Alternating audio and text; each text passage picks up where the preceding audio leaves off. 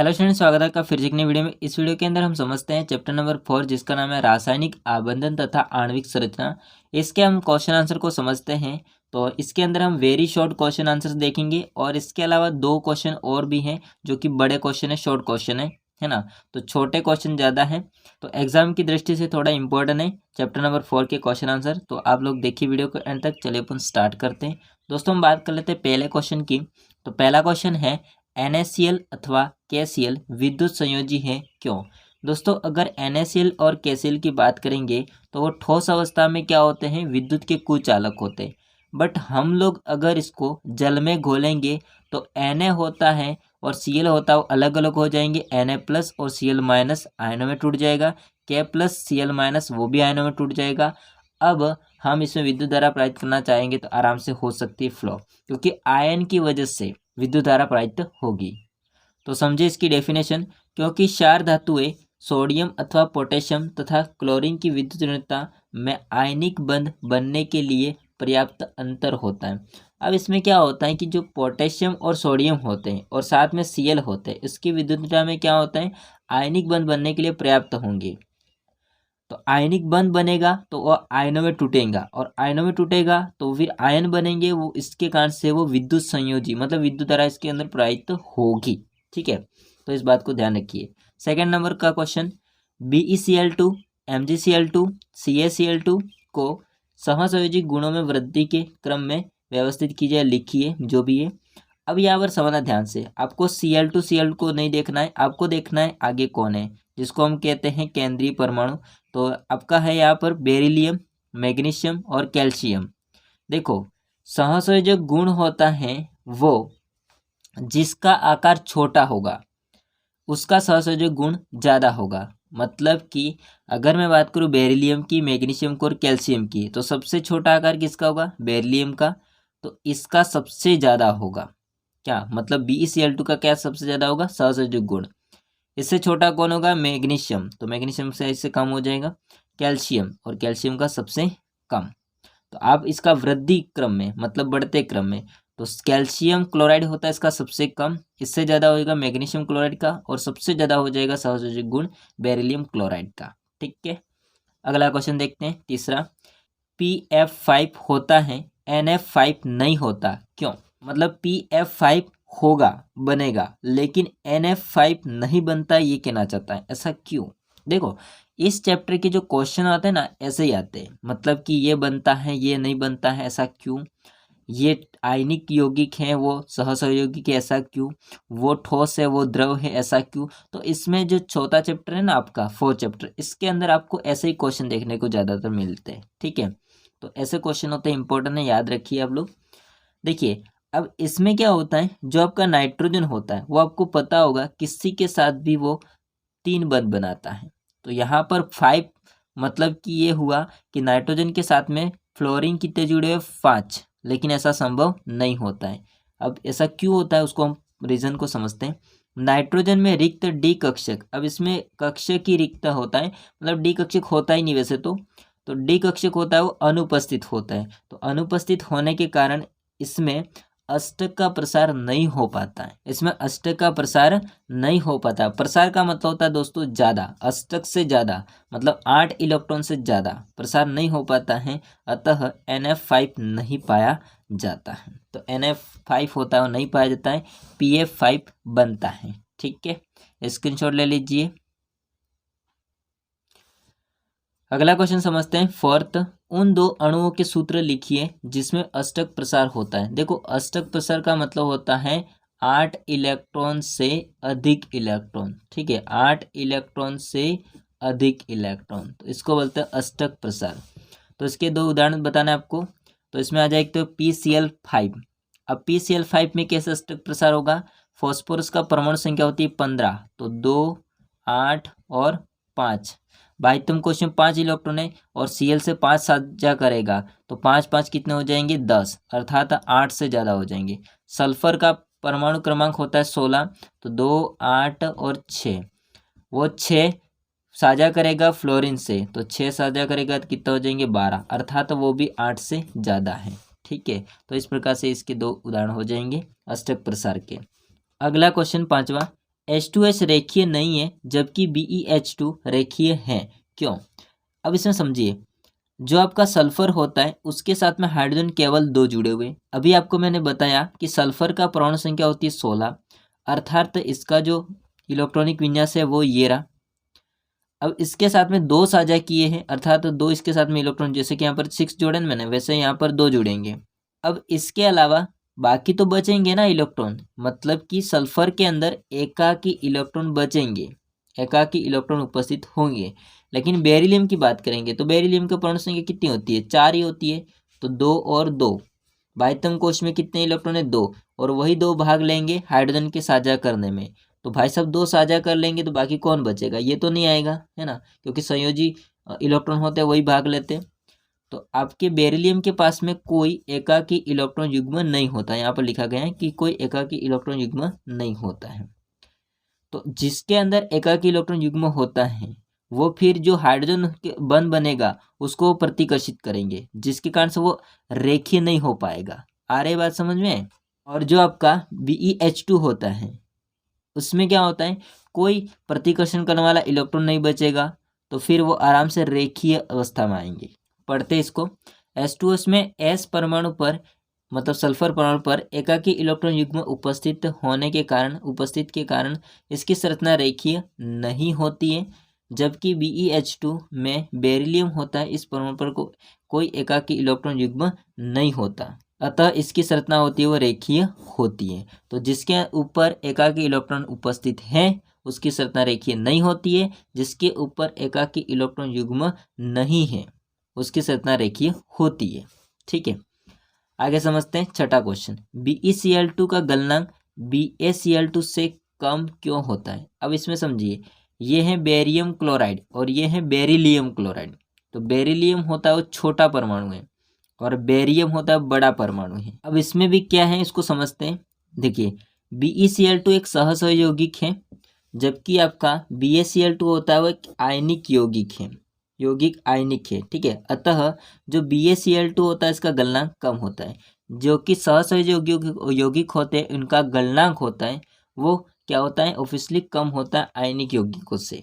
तो यहाँ पर सिंपल सी बात है कि BaCl2 सहसहयोगिक है जिसका गलनांक कम होता है और BaCl2 का गलनांक होता है वो ज़्यादा होता है। ठीक है, आगे समझते हैं सातवां क्वेश्चन। अगर आप लोग स्क्रीनशॉट लेना चाहते हैं ले सकते हैं, इतना 4 तक। अगला क्वेश्चन 7, द्विध्रुव आघूर्ण क्या होता है? देखिए, द्विध्रुव आघूर्ण क्या होता है ये इंपॉर्टेंट है, पढ़िए। किसी ध्रुवित सहसहयोगियों के दोनों ध्रुवों के मध्य की दूरी एक ध्रुव के आवेश से गुणा करने पर प्राप्त मान द्विध्रुव आघूर्ण कहलाता है। तो मान लेते हैं हमारे पास में कोई भी ध्रुवीय सहसहयोगिक है दो ध्रुवों के मध्य। ठीक है, एक ध्रुव ये रहा, एक ध्रुव ये रहा, इनके मध्य दूरी है जो कि क्या है, d है, और ध्रुव है, ये है आपका ध्रुव।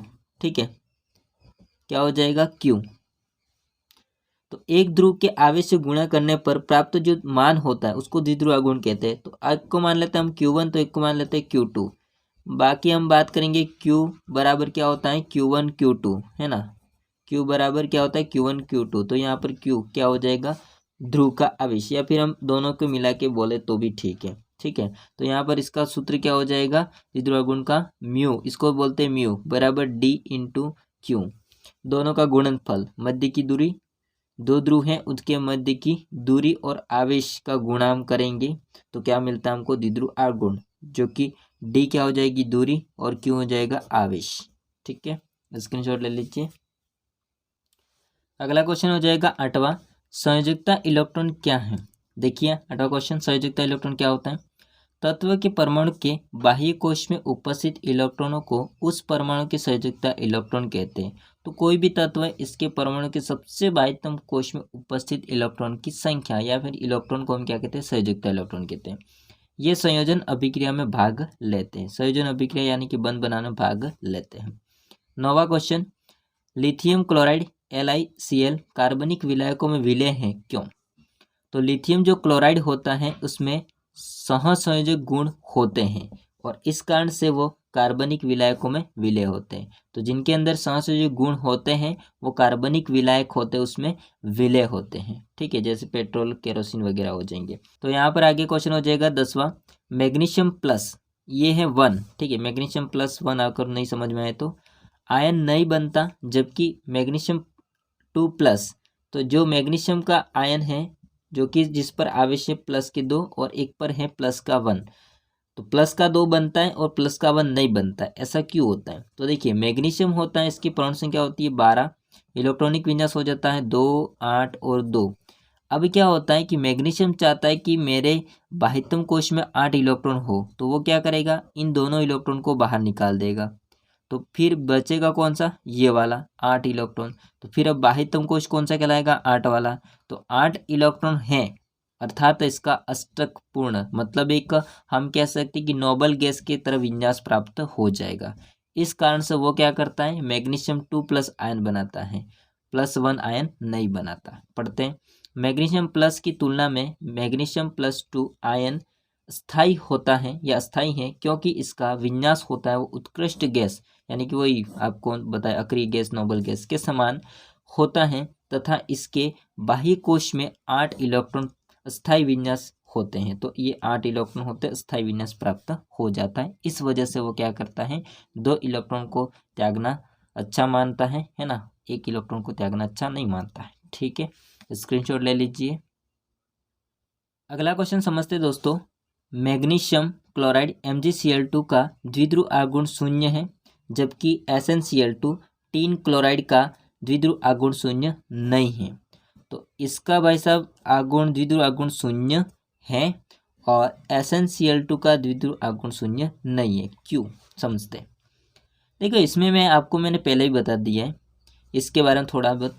मैग्नीशियम होता है ना, उसका इलेक्ट्रॉनिक विन्यास की बात करेंगे तो 2, 8 और 2, अर्थात आप समझ सकते हो कि मैग्नीशियम होता है, उसके बाह्यतम कोश में 2 इलेक्ट्रॉन है और दोनों के दोनों वो Cl से साझा कर रखा है, अर्थात अब 8 जो कि विन्यास, अस्थायी विन्यास प्राप्त हो जाएगा।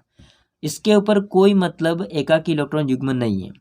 तो फिर क्या होगा, जिसके ऊपर एकाकी इलेक्ट्रॉन युग्म नहीं होता है उसका कोई द्विध्रुव आगुण नहीं होता है, क्योंकि जो द्विध्रुव आगुण होता है वो डिपेंड करता है कि उसमें अयुग्मित इलेक्ट्रॉन है कि नहीं है। अगर अयुग्मित इलेक्ट्रॉन है तो फिर इसका कोई न कोई द्विध्रुव आगुण निकलेगा, लेकिन अगर नहीं है तो उसका द्विध्रुव आगुण 0 होगा।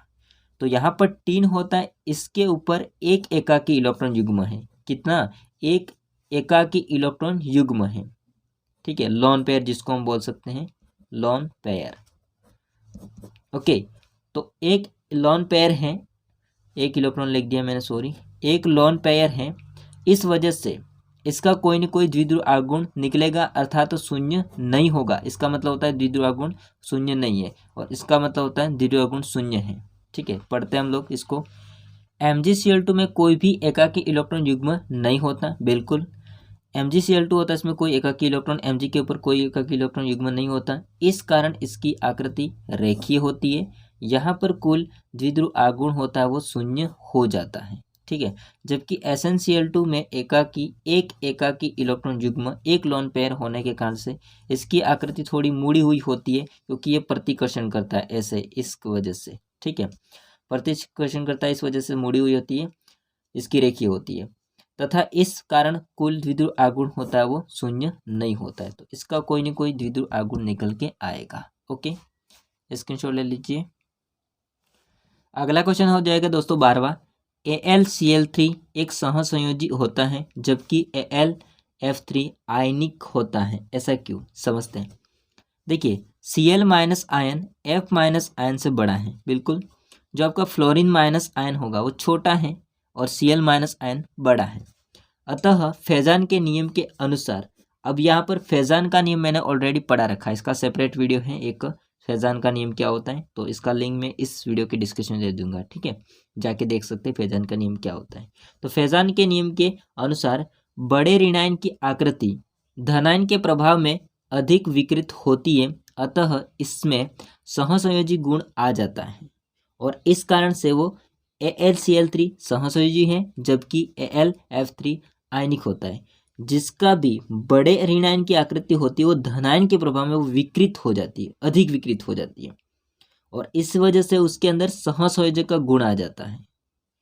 अब इसमें जो आपका LCl3 होता है वो क्या हो जाएगा, सहसंयोजी, और LCF3 होता है वो आयनित हो जाएगा। क्यों?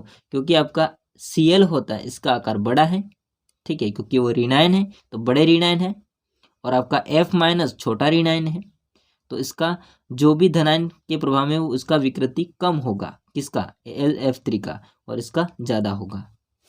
जिसका ज़्यादा होगा वो सहसंयोजी, जिसका कम होगा वो आयनिक होगा। ठीक है, तो आगे समझते हैं 13वां क्वेश्चन। सूखी बर्फ ड्राई आइस क्या है, यह किस प्रकार का ठोस है। तो देखो सूखी बर्फ किसको बोलते हैं, जो आपका कार्बन डाइऑक्साइड होता है वो सॉलिड फॉर्म में होता है, इसको बोलते हैं सूखी बर्फ। ठीक है, और वह कैसा है, एक आणविक ठोस है। नेक्स्ट क्वेश्चन हो जाएगा 14।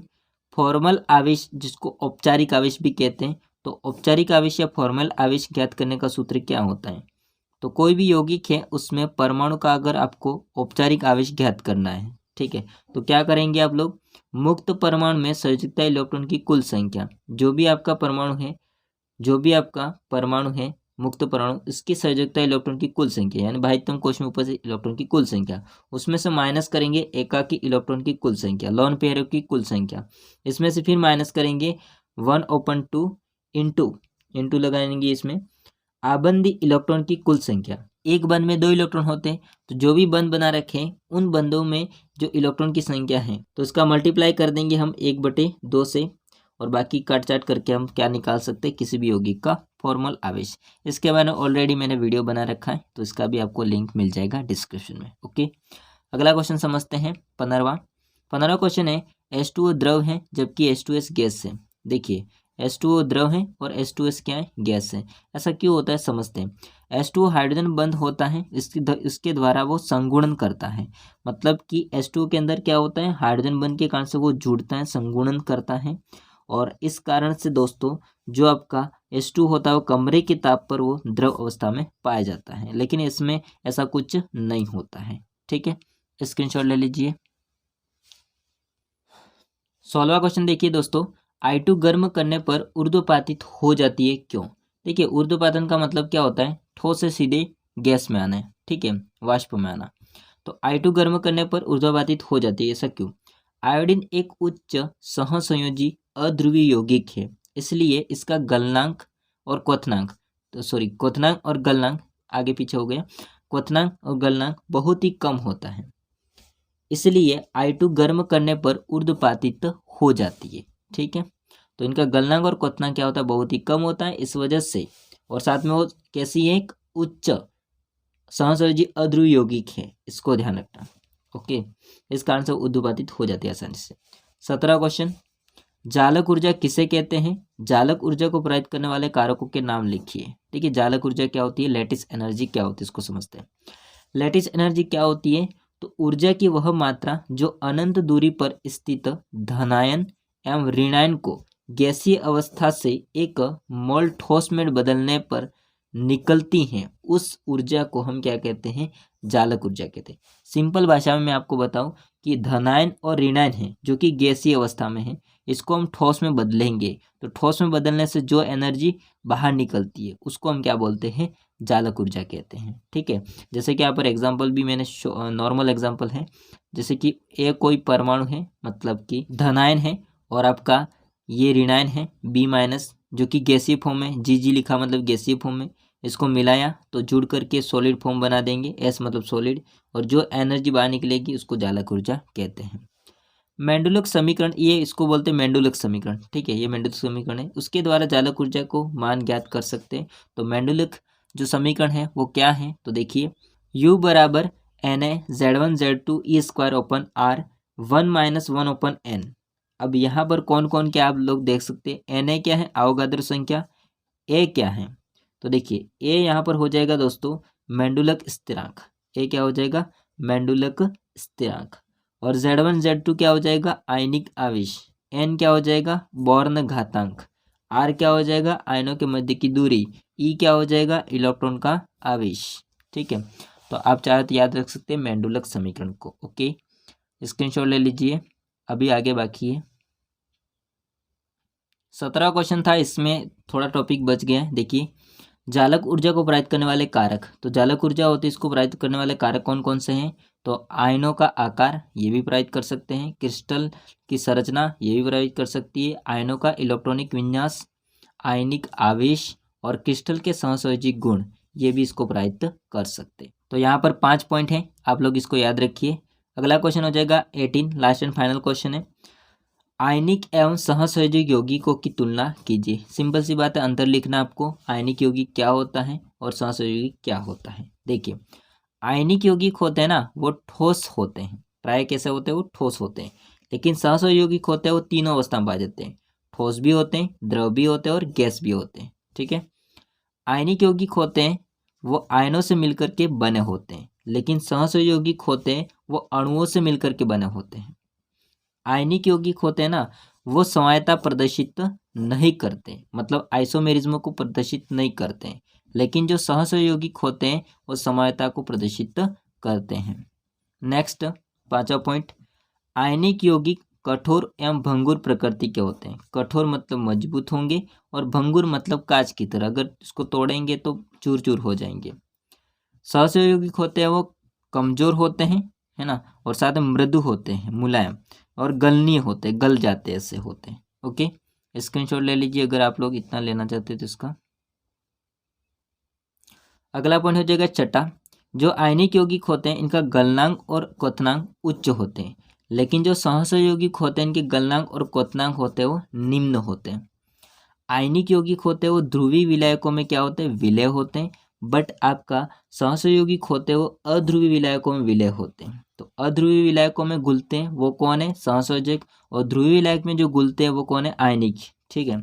लास्ट एंड फाइनल पॉइंट है, इसकी अभिक्रियाएं तीव्र गति से होती है, मतलब जो आयनिक यौगिक होते हैं उनकी अभिक्रियाएं तीव्र गति से होती है, बट आपका सहसंयोगिक होता है, इनकी अभिक्रिया मंद गति से होती है।